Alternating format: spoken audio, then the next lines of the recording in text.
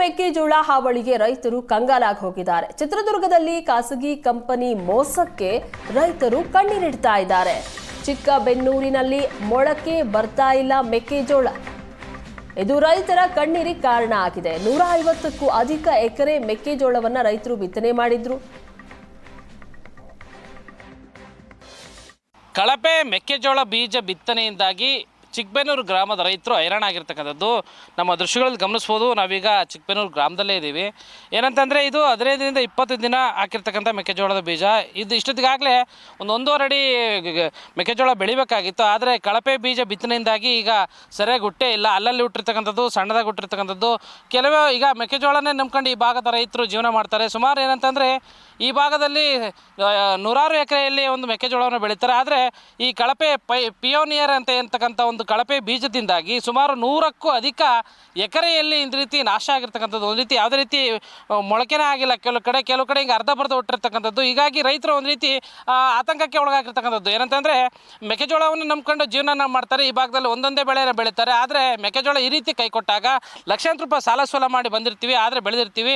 ಆದರೆ ಈ ರೀತಿಯಿಂದ ಕಳಪೆ ಬೀಜದ ಒಂದು ಎಫೆಕ್ಟ್ನಿಂದಾಗಿ ರೈತರಿಗೆ ಸಂಕಷ್ಟ ಆಗುತ್ತೆ. ನೇರವಾಗಿ ನಾನು ಅವ್ರನ್ನೇ ಮಾತಾಡ್ತಾ ಹೋಗ್ತೀನಿ. ಸರ್, ಈ ಭಾಗದಲ್ಲಿ ಪ್ರಮುಖ ಬೆಳೆ ಅಂತ ಹೇಳ್ತಾರೆ ಮೆಕ್ಕೆಜೋಳ.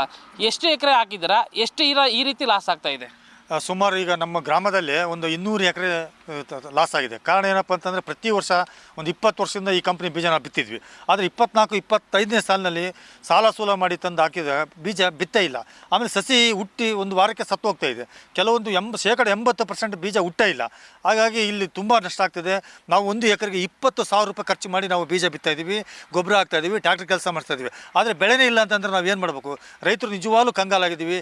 ನೇಣು ಹಾಕುವಂಥ ಪರಿಸ್ಥಿತಿ ಇದೆ. ಸಾಲ ಸೂಲ ಮಾಡಿ ಬೆಳೆದು ಇದನ್ನೇ ನಂಬಿ ನಾವು ಜೀವನ ಮಾಡ್ತಾ ಇದ್ದೀವಿ.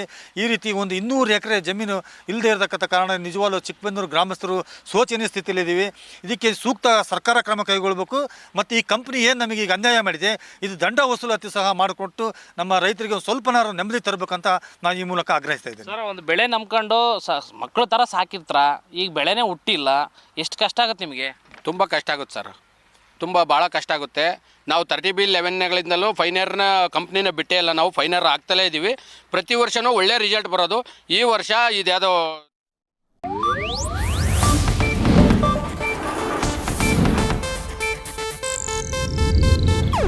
ಇದು ಏಷ್ಯಾನೆಟ್ ನ್ಯೂಸ್ ನೆಟ್ವರ್ಕ್ ಪ್ರಸ್ತುತಿ.